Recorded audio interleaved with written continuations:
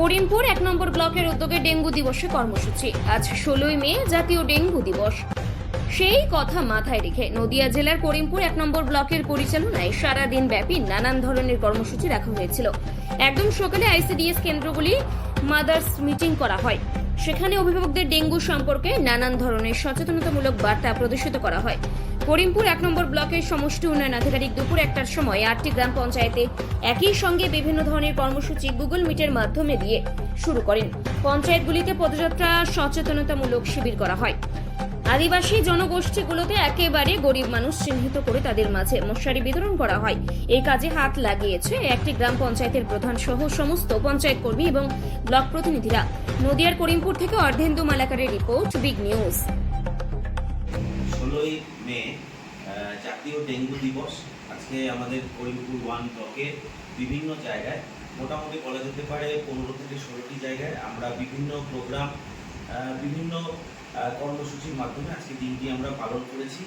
আজকে এই উপলক্ষে বিভিন্ন জায়গায় আমাদের র্যালি, পদযাত্রা হয়েছে।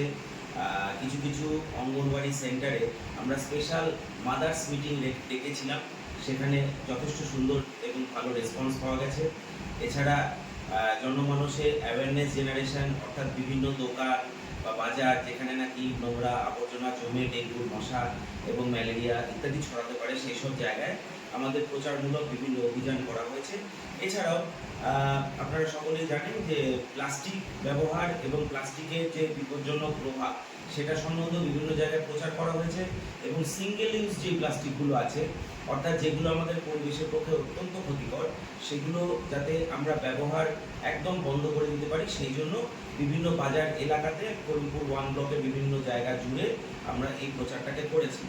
এছাড়া আর আজকে এই ডেঙ্গু দিবস পালনের অঙ্গ হিসেবেই আমরা কিছু ডেঙ্গু সচেতনতামূলক কিছু প্রশ্ন উত্তর পর্বের আয়োজন করেছিলাম বিভিন্ন জায়গায়। সেই প্রশ্ন উত্তর পর্বে বিজয়ীদের মধ্যে আমরা কিছু মশারি আজকে পুরস্কার হিসেবে প্রদান করেছি। তো যথেষ্ট ভালো সাড়া পাওয়া গেছে।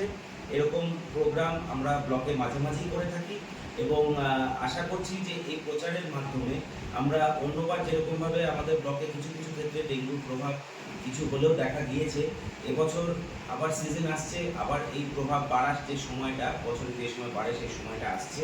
সেই সময় আশা করছি এবার ডেঙ্গুকে মোকাবিলা করার জন্য আমরা অন্যান্য বছরের থেকে আরও বেশিভাবে প্রস্তুত থাকব।